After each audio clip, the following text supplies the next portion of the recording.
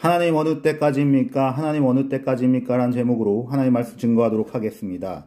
우리가 받는 고통에는 하나님의 법을 따르지 않아서 눈물이 나의 양식이 되는 것도 있고, 또 우리가 하나님을 온전히 경외하지 않았기 때문에 찾아오는 것도 있지만, 때로는 우리가 원하지 않았지만 예기치 않게 찾아오는 일들, 이해할 수 없는 일들을 우리를 아프게 만들기도 합니다.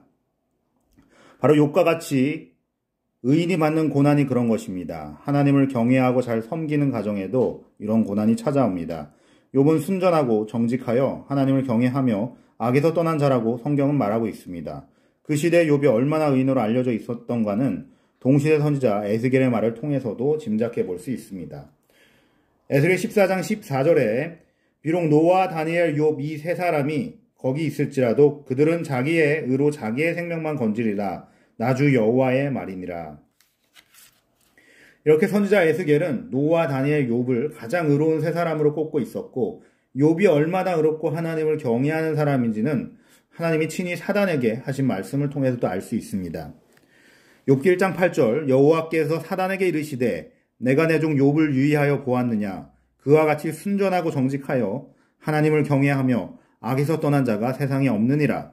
그러한 욥이 하루아침에 그 많던 가축과 재산뿐만 아니라 10명이나 되는 자녀들 모두를 잃어버렸습니다. 이 소식을 듣고 욥을 일어나 옷을 찢으며 고통스러운 마음을 가누지 못하지만 그래도 그는 하나님을 원망하거나 불신하는 말을 함으로써 여호와 앞에 범죄하지는 않았습니다. 욥 1장 20절로 22절 보면 욥이 일어나 겉옷을 찢고 머리털을 밀고 땅에 엎드려 경배하며 가로되 내가 모태에서 적신이 나왔사온즉 또한 적신이 그리로 돌아가올지라. 주신 자도 여호와시요 취하신 자도 여호와시오니 여호와의 이름이 찬송을 받으실지니다 하고, 이 모든 일에 욥이 범죄하지 아니하고 하나님을 향하여 어리석게 원망하지 아니하니라. 그런데 욥의 고난은 여기서 멈추지 않았습니다. 악창이라는 심한 피부병이 생겨 그는 엄청난 괴로움을 당하게 됩니다. 욥이 당한 괴로움이 얼마나 지독한 것인지는 욥기 전체를 보면 쉽게 알 수 있습니다. 2장 7절에는 그의 발바닥에서 정수리까지 한 곳도 성한 곳이 없이 악창이 났다고 되어 있습니다. 그리고 8절에는 욥이 가려움을 견디다 못해 기와 조각을 가져다가 자신의 몸을 긁고 있는 모습을 볼 수 있습니다. 3장 24절을 보면 자신의 모습으로 인해 탄식하고 있으며 너무나 고통스러워 자신의 앓는 소리가 마치 물이 쏟아지는 것 같다고 말하고 있습니다. 또 7장 4절에서는 욥이 누울 때면 언제나 일어날고 언제나 밤이 갈고 하며 새벽까지 이리 뒤척 저리 뒤척이며 밤새 잠을 이루지 못하고 불면증에 시달리고 있는 것을 보게 됩니다. 5절에서는 살에 구더기가 생기고 살가죽이 터져나가고 있습니다. 19장 20절에는 피부와 살이 뼈에 붙었다고 말하고 있고 30장 17절에는 밤만 되면 뼈가 쑤시는 통증이 쉬지 않고 찾아온다고 하소연하고 있습니다. 그리고 7장 3절을 통해 이러한 증세는 여러 달이 지나도 나아지지 않고 오래 지속되었던 것을 알 수 있습니다. 하루아침에 모든 재산과 자녀를 잃은 충격이 미쳐 가시기도 전에 몸에 악창이 나서 만신창이가 된 욥의 고난은 단순히 말로 설명할 수 없는 것이라 하겠습니다. 이와 같이 이해할 수 없는 고난을 당할 때 우리는 그 이유를 알기 위해 고민하고 하나님의 뜻이 어디에 있느냐고 몸부림을 칩니다. 하나님 어느 때까지 기다려야 합니까? 하나님 내가 얼마만큼 이해해야 합니까? 하나님 더 이상 어떻게 해야 합니까? 나의 선택이 아닙니다. 이것은 예기치 않았던 고통입니다. 이럴 때 우리는 사막이라도 가고 싶습니다. 날개가 있다면 그 날개를 가지고 날아가고만 싶습니다. 피할 수만 있다면 피하고 싶습니다라고 부르짖게 됩니다. 이러할 때는 어느 누구로부터 쉽게 위안을 받을 수 없습니다. 그 어떠한 말도 위로가 되지 않습니다. 오히려 사람들은 일이 잘 될 때는 다가오다가도 어려울 때는 쉽게 떠나갑니다. 이러한 배신감이 더욱 우리를 고통스럽게 합니다.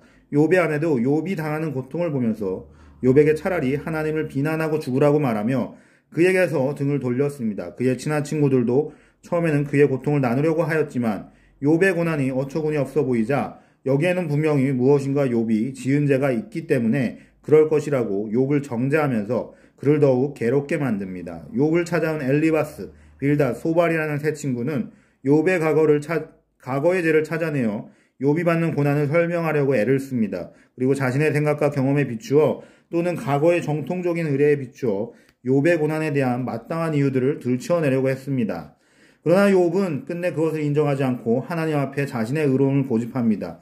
그때 또 다른 한 사람 엘리후가 현재 욥이 고난당하면서 하나님 앞에 취하는 태도에 대해 지적을 합니다. 그는 욥에게 비록 당신이 의롭고 지금 받는 고난이 부당한 것처럼 느껴지고 고통스럽다 할지라도 하나님이 하시는 일이 부당하다고는 말할 수 없다고 반박합니다.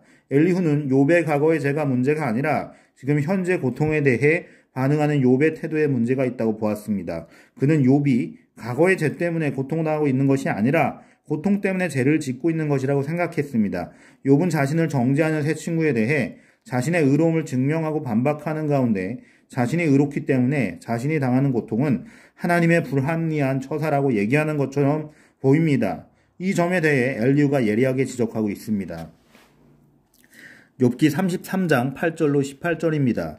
내가 실로 나의 듣는 데 말하였고 나는 내 말소리를 들었느니라. 이르기를 나는 깨끗하여 죄가 없고 허물이 없으며 불의도 없거늘 하나님이 나를 칠 틈을 찾으시며 나를 제덕으로 여기사 내 발을 착고에 채우시고 나의 모든 길을 감시하신다 하였느니라. 내가 내게 대답하리라. 이 말은 내가 의롭지 못하니 하나님은 사람보다 크심이니라. 하나님은 모든 행하시는 것을 스스로 진술치 아니하시니 내가 하나님과 변쟁하면 어찌미요. 사람은 무관히 여겨도 하나님은 한 번 말씀하시고 다시 말씀하시되 사람이 침상에서 졸며 깊이 잠들 때나 꿈에나 밤의 이상 중에 사람의 길을 여시고 인치듯 교훈하시나니 이는 사람으로 그 깨를 버리게 하려 하심이며 사람에게 교만을 막으려 하심이라. 그는 사람의 혼으로 구덩이에 빠지지 않게 하시며 그 생명으로 칼에 멸망치 않게 하시느니라. 엘리후는 자기의 결백을 증명하기 위해서 하나님을 불의한 분으로 비치게 하는 욥의 태도는 잘못된 것이라고 지적하고 있었습니다. 하나님이 인간보다 크시며 위대하시고 강대하시며 하나님의 일을 스스로 진술하시는 분이 아니십니다. 자신이 설령 부당한 고통을 당하는 것 같고 하나님이 침묵을 지키는 것처럼 느껴진다고 해서 하나님을 부당하다고 말하는 것은 잘못된 것입니다. 하나님이 우리가 지금 당하는 고통에 대해 이해될 수 있도록 잘 설명해 주시고 알려주지 않는다고 해서 하나님이 틀렸다고 할 수 있는 것은 아닌 겁니다. 왜냐하면 하나님은 절대로 악을 행하는 분이 아니시기 때문입니다. 욥기 34장 12절 진실로 하나님은 악을 행치 아니하시며 전능자는 공의를 굽히지 아니하시느니라. 엘리후의 지적은 욥에게 있어서는 그의 모든 문제를 설명해주는 완전한 진리는 아니었지만 굉장히 중요한 의미가 있는 것이라고 볼 수 있습니다. 우리는 누구나 고통받을 수 있습니다. 내가 원치 않았고 선택하지 않았던 것이지만 예기치 않게 우리를 찾아오는 고통이 있습니다. 그때 우리는 하나님이 계시지 않는 것처럼 느껴지고 계신다 하더라도 하나님이 부당하게 보일 때가 있습니다. 많은 사람들이 이러한 때에 실족을 합니다. 악인은 범사에 형통하는데 하나님을 경외하고 더 잘 섬기기 위해 노력하는 자에게는 고통이 찾아오는 것을 볼 때 쉽사리 이해가 되지 않기 때문입니다. 하나님의 뜻을 알 수가 없습니다. 이럴 때 신앙의 의욕을 잃어버리게 됩니다. 시편 73편에서도 악인의 형통함을 보고 내가 거의 실족할 뻔했다는 시편 기자의 고백을 들 수 있습니다. 그러나 그럼에도 불구하고 하나님을 가까이 하는 것이 내게 복이다라고 고백하는데, 왜냐하면 성소에 들어가 하나님을 예배할 때에야 비로소 하나님의 마음을 알게 되었고 악인의 마지막을 깨닫게 되었기 때문입니다. 우리의 눈에는 부당하게 보이는 일이라 할지라도 하나님께는 이유가 있는 것입니다. 고통에는 하나님의 뜻이 있는 것입니다. 그러므로 우리가 고통당하는 이유는 무엇이든 엘리후가 말한 것처럼 그러한 고통 중에, 위기 중에 주님을 향한 우리의 마음의 태도가 어떤 것인가를 살펴보아야 합니다. 중요한 것은 고통 그 자체가 아니라 고통을 대하는 우리의 태도인 것입니다. 아멘.